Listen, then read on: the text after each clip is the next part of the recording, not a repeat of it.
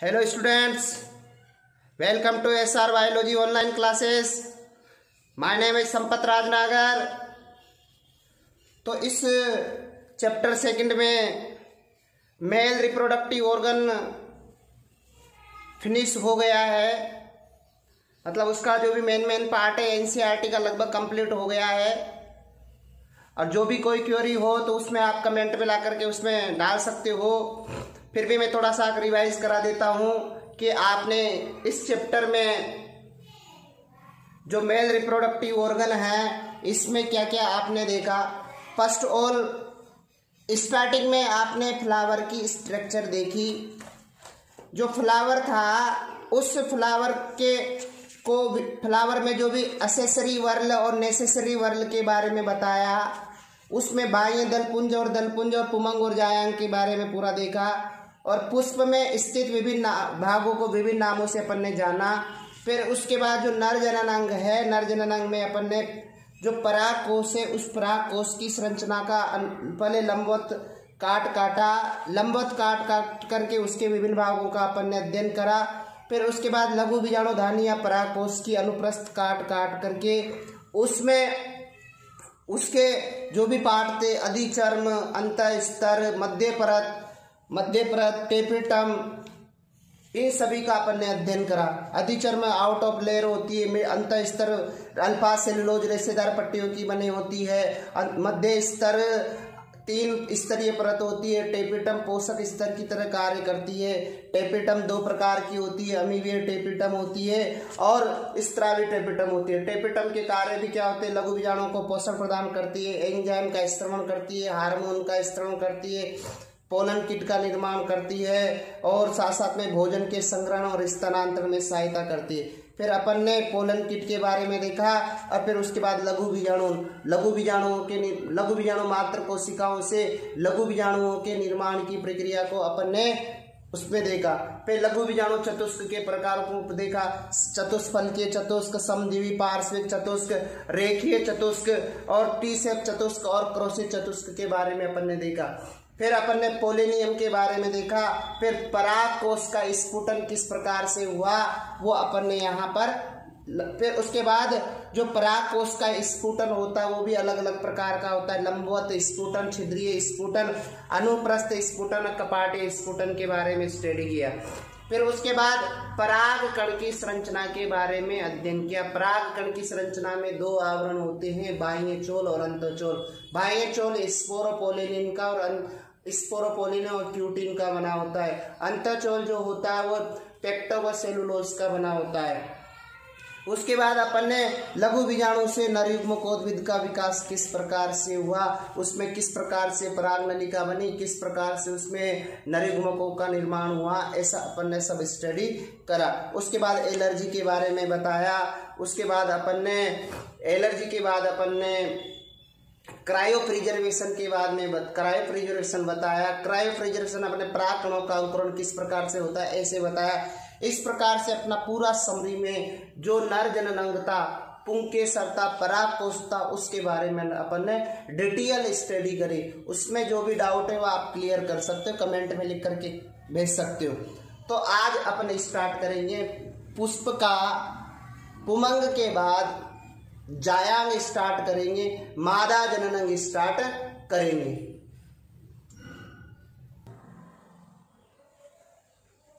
तो आज अभी स्टार्ट कर रहे हैं अपन।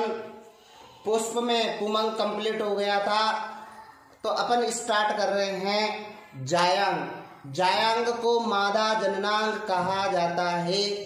जायांग की इकाई स्त्री केसर होती है। जायांग की इकाई क्या होती है? क्योंकि पुष्प में मादा जननांग बोला जाता है, मादा जननांग को क्या बोला जाता है? जायांग कहा जाता है।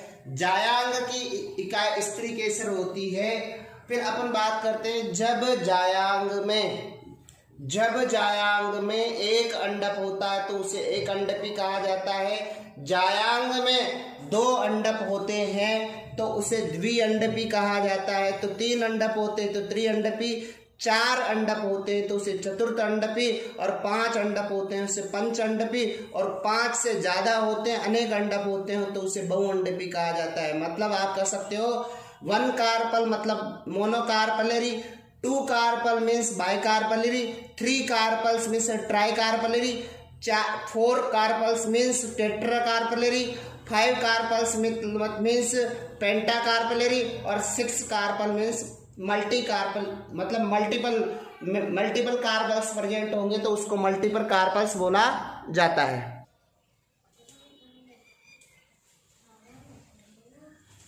जब अंडकों की संख्या अधिक हो, जब अंडकों की संख्या 1 से अधिक हो और वो अंडक आपस में क्या हो, अलग अलग हो, जुड़े नहीं हो, पृथक पृथक हो, तो ऐसे अंडक पृथकांडपी कहलाएंगे। लेकिन जब अंडक 1 से अधिक हो लेकिन वो आपस में जुड़े हुए होते हैं तो इन्हें संयुक्त अंडक कहा जाता है, संयुक्तांडपी कहा जाता है, युक्तांडपी कहा जाता है, सिनकार्पस कहा जाता है। जो आपका जो स्त्री केसर होता है उस स्त्री केसर में 3 भाग होते हैं, वर्तिकाग्र होती है, वर्तिका होती है और थर्ड होता है अंडाशय। इस प्रकार से 3 अपना पर डिटेल से स्टडी करेंगे आगे। जब 1 से अधिक अंडक हो और ये अंडक भी कैसे हो, पृथक पृथक होते तो इसे वियुक्तांडपी या पृथकांडपी एपोकार्पस कहा जाता है। एग्जाम्पल है चंपा, गुलाब और कमल। जब 1 से अधिक अंडक हो और ये अंडक भी कैसे संयुक्त होते हैं या जुड़े होते हैं तो इन्हें संयुक्तांडपी या युक्तांडपी या सिनकार्पस कहा जाता है। एग्जाम्पल हो जाएंगे आपके गुड़हल, टमाटर, भिंडी, मटर। जो एक अंडक होगा, जो एक स्त्री केसर होगा, उस स्त्री केसर में या गुरु बीजाणु पर्ण में 3 भाग पाए जाते हैं, वर्तिकाग्र, स्टिग्मा, वर्तिका, स्टाइल, अंडाशय, ओवेरी। 3 भाग हो गए, स्टिग्मा हो गया, स्टाइल हो गया, ओवेरी हो गया। डायग्राम देखते हैं। अपन ने 3 भाग बताए। एक तो स्त्री केसर था, स्त्री केसर के 3 भाग होते हैं। फर्स्ट पार्ट था वर्तिकाग्र, सेकंड पॉइंट था वर्तिका, थर्ड पॉइंट था ओवेरी। तो ये अपन ने डायग्राम बताए, संयुक्तांडपी और पृथकांडपी का डायग्राम बनाया। अभी संयुक्तांडपी का बनाया, फिर पृथकांडपी का डायग्राम बनाएंगे। यहाँ पर अपन देख रहे हैं गुड़हल का, हिबिस्कस रोजा साइलेंसिस का डायग्राम देख रहे हैं। गुड़हल के पुष्प में जो वर्तिकाग्र होती है, जो स्त्री केसर होती है, उस स्त्री केसर के अंडक के 3 भाग होते हैं, अंडाशय, वर्तिका और वर्तिकाग्र। ऐसे डायग्राम यहाँ पर भी दे रखे हैं।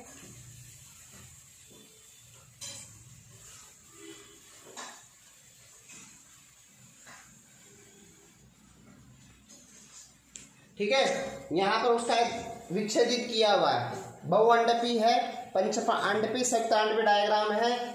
यहाँ पर अफीम का बहुअंडपी डायग्राम है, संयुक्तांडपी डायग्राम है।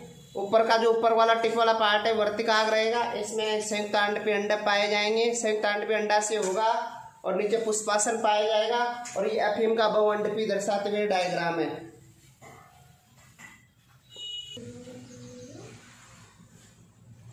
माइचेलिया का डायग्राम है, चंपा का डायग्राम है। माइचेलिया का जो अंडक है वो पृथक पृथक है, ठीक है, बहुअंडपी कंडीशन पाई जाती है और उसका डायग्राम आप बना लेना है, ठीक है।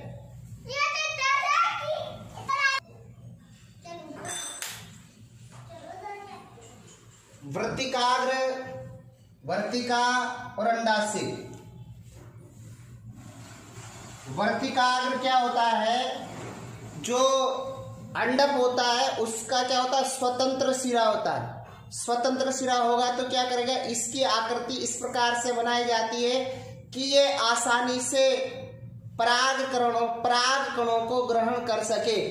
तो क्या होता है, ये अंडक का स्वतंत्र सिरा होता है जो पराग कणों को, पोलन ग्रेन को ग्रहण करने का कार्य करता है।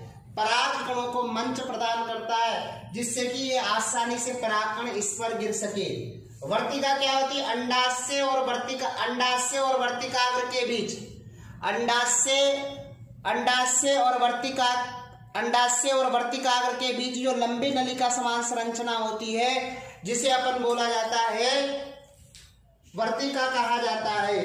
क्या होता है आगे देखते हैं। कि वर्तिकाग्र तथा अंडाशय के बीच पाई जाने वाली एक नलिकाकार संरचना होती है जिसे वर्तिका कहा जाता है।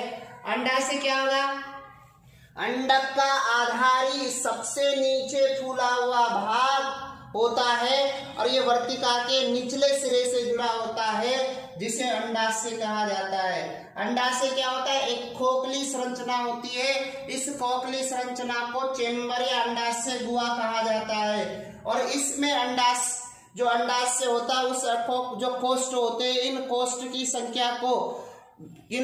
संख्या 1 भी हो सकती है, 2 भी हो सकती है, 3 भी हो सकती है, 4 भी हो सकती है, 5 भी हो सकती है, अधिक भी हो सकती है। यदि कोष्ठ की संख्या 1 होती है तो इसे एक कोष्ठीय कहा जाता है, यूनिलोक्यूलर कहा जाता है। 2 कोष्ठ होगा तो उसको द्विकोष्ठीय कहा जाता है, 3 कोष्ठ होंगे तो त्रिकोष्ठीय, 4 कोष्ठ होंगे तो 4 कोष्ठीय, चतुर्थ कोष्ठीय, 5 होगा तो पंचकोष्ठीय। इस प्रकार से यूनिलोक्यूलर, बाइलोक्यूलर, ट्राइलोक्यूलर, टेट्रालोक्यूलर, पेंटालोक्यूलर, मल्टीलोक्यूलर कंडीशन पाई जाती है। अंडाशय में जिन स्थानों पर बीजांड लगे रहते हैं, अंडाशय में जिन स्थानों पर बीजांड लगे रहते हैं उन्हें प्लेसेंटा कहा जाता है और इन प्लेसेंटा की व्यवस्था को, इन बीजांडों की व्यवस्था को प्लेसेंटेशन कहा जाता है, बीजांडान्यास कहलाता है। ध्यान में रखना, अंडाशय में क्या पाए जाते हैं? बीजांड जुड़े रहते हैं और ये बीजांड क्या होते हैं? किसी एक अपरा से जुड़े रहते हैं, प्लेसेंटा से जुड़े रहते हैं और इन बीजांडों की व्यवस्था को क्या बोला जाता है या इनके लगने के क्रम को क्या कहा जाता है? बीजांडन्यास कहा जाता है। अब अपन कहते हैं कि एक अंडाशय में बीजांड की संख्या 1 भी होती है और एक अंडाशय में बीजांडों की संख्या अनेक भी होती है। तो एक अंडाशय में बीजांड की संख्या 1 के एग्जाम्पल है गेहूं, आम, धान, गेहूं, ये सब एक बीजांड वाले एग्जाम्पल होते हैं, एक अंडाशय में एक बीजांड वाले। जबकि अंडाशय में बीजांडों की संख्या क्या अनेक हो, जिससे पपीता में अनेक बीजांड पाए जाते हैं, तरबूज, ककड़ी, ऑर्किड। एक ही जो अंडाशय है उस अंडाशय में बीजांडों की संख्या अनेक होती है। इनमें आप देख रहे हैं 2 प्रकार हैं। एक में बीजांड की संख्या 1 है तो गेहूं, दान, आम है, जबकि एक अंडाशय में बीजांडों की संख्या क्या ज्यादा है, जैसे पपीता है, तरबूज है, ककड़ी है, ऑर्किड है, अनार। इनमें बीजांडों की संख्या क्या होती है? एक अंडाशय में बीजांडों की संख्या अनेक होती है।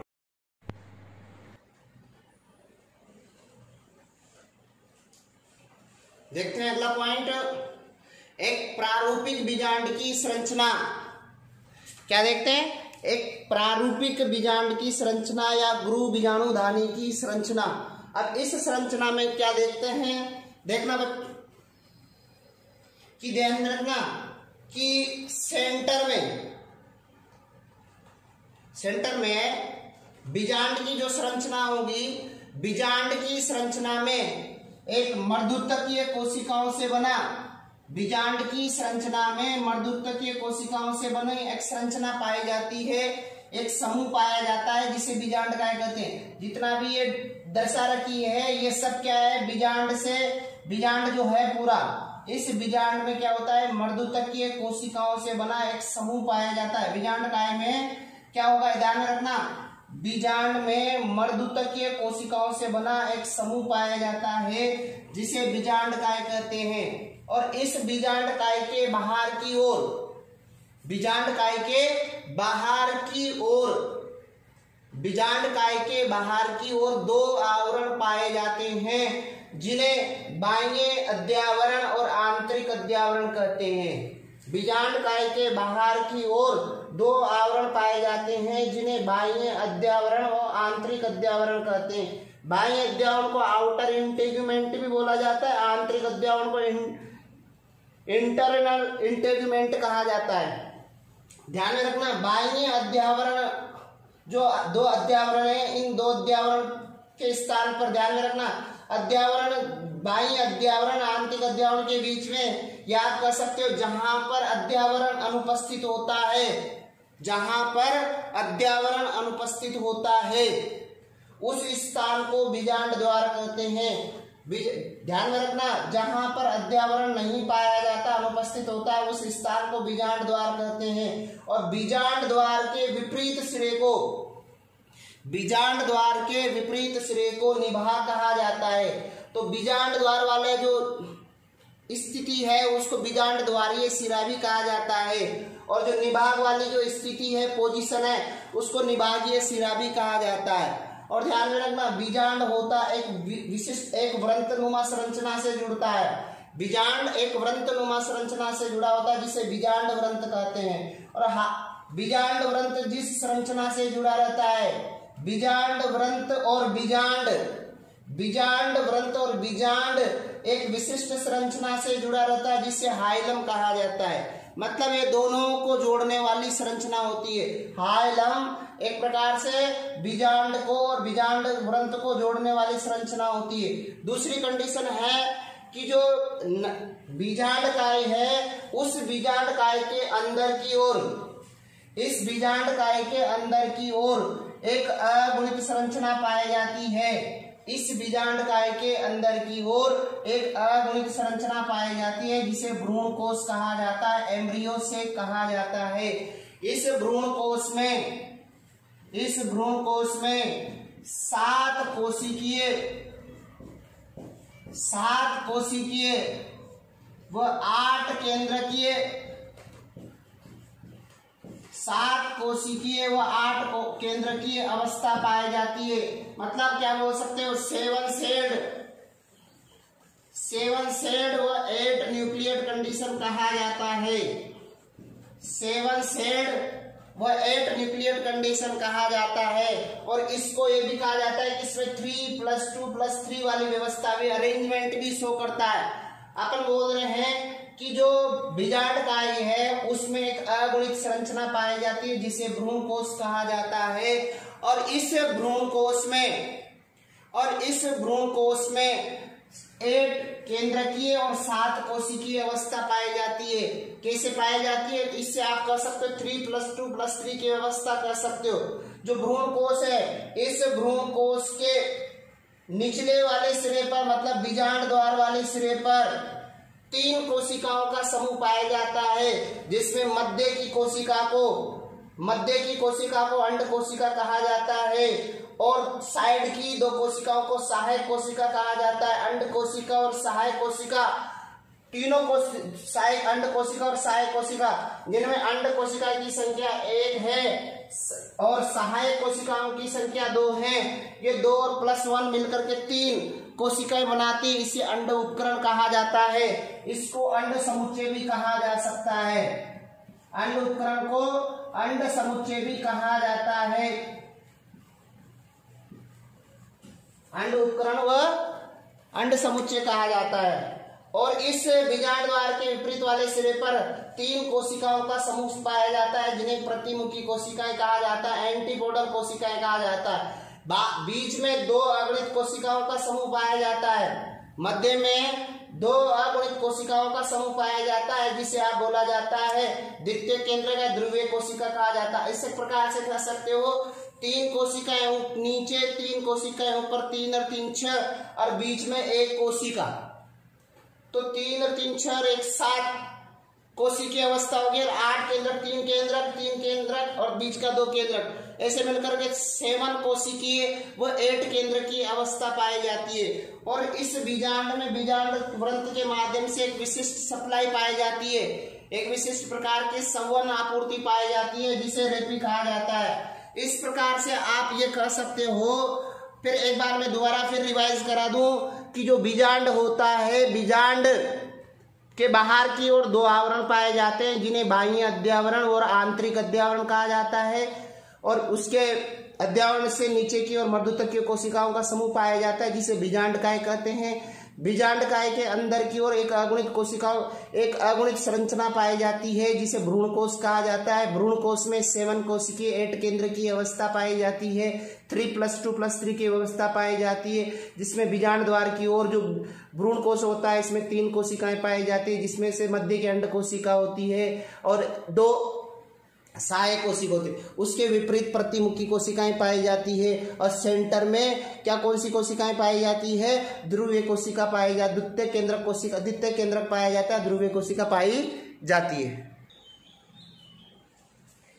बीजांड की संरचना में मर्दुतकीय कोशिकाओं का समूह पाया जाता है जिसे बीजांडकाय कहते हैं। इसकी कोशिकाएं कैसी होती है? द्विगुणित होती है। बीजांड के बाहर की ओर अध्यावरण पाए जाते हैं जिनकी संख्या कितनी होती है? 2, जिन्हें बाह्य अध्यावरण व आंतरिक अध्यावरण कहते हैं। ठीक है, लेकिन अरंडी व लीची में कितने अध्यावरण पाए जाते हैं? 3 अध्यावरण पाए जाते हैं। बीजांड में जिस स्थान पर अध्यावरण नहीं पाया जाता तो उसे अपन बीजांड द्वार कहा जाता है, और इसके विपरीत सिरे को क्या कहा जाता है? निभाग कहा जाता है। बीजांड से बीजांड ग्रंथ जुड़ा होता है और यह अध्यावरण के जिस स्थान से जुड़ा होता है उसे हाइलम कहते हैं। तो हाइलम क्या होता है? बीजांड व बीजांड ग्रंथ के संधि बिंदु का प्रतिनिधित्व करता है।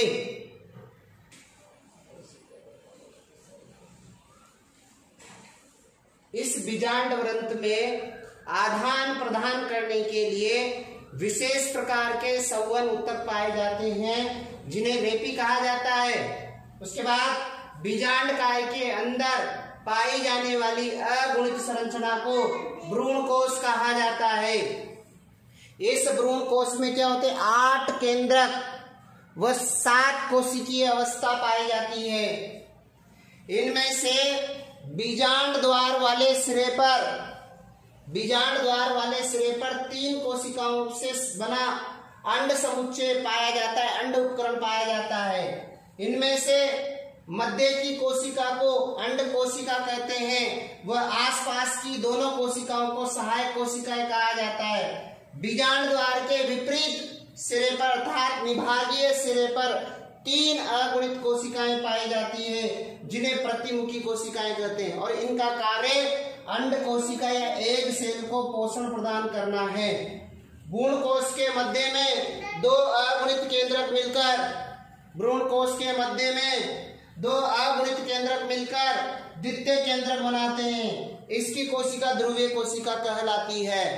तो इस प्रकार से अपन ने देखा जो बीजांड की संरचना होती है उसके अंदर द्विगुणित कोशिकाओं का समूह पाया जाता है जिसे क्या कहा जाता है? बीजांडकाय कहते हैं। बीजांडकाय के बाहर की ओर 2 आवरण पाए जाते हैं जिन्हें बाह्य अध्यावरण आंतरिक अध्यावरण कहते हैं, लेकिन लीची व रंडी में 3 अध्यावरण पाए जाते हैं। ठीक है, आ रहा है कुछ? उसके बाद जहां पर अध्यावरण अनुपस्थित होते हैं उस स्थान को अपन बोला जाता है बीजांड द्वार, और बीजांड द्वार के विपरीत सिरे को निभागीय सिरे कहा जाता है। उसके बाद अपन ने देखा कि जो बीजांड होता है उस बीजांड से बीजांड व्रंत जुड़ा होता है। बीजांड व्रंत क्या करता है? बीजांड व्रंत जुड़ा होता है और इसमें विशिष्ट प्रकार के संवहन आपूर्ति भी पाई जाती है जिसे संवहन ऊतक कहा जाता है। बीजांड और बीजांड व्रंत के बीच में एक भाग पाया जाता है जिसे हाइलम कहते हैं। जो हाइलम होता है वो बीजांड व्रंत को और बीजांड को जोड़ने का कार्य करता है। फिर अपन ने बोला कि जो बीजांडकाय होता है उसके मध्य में भ्रूण कोश पाया जाता है। भ्रूण कोश में 7 कोशिकाएं व 8 केंद्रक पाए जाते हैं जिसके जो बीजांड द्वारा वाला सिरा है उस पर 3 कोशिकाओं का समूह पाया जाता है जिसे अंड समुच्चय या एग एपरेटस कहा जाता है, अंड उपकरण कहा जाता है, जिनमें 3 कोशिकाएं पाई जाती है जिसमें मध्य की कोशिका को तो अंड कोशिका कहा जाता है और साइड की कोशिकाओं को सहायक कोशिका कहा जाता है, और इसके विपरीत सिरे पर 3 कोशिकाओं का समूह पाया जाता है जिन्हें प्रतिमुखी कोशिकाएं कहा जाता है, और इन दोनों के मध्य में 2 अगुणित कोशिकाएं पाई जाती है जिन्हें क्या कहा जाता है? ध्रुवीय कोशिका या द्वितीय केंद्रक कहा जाता है।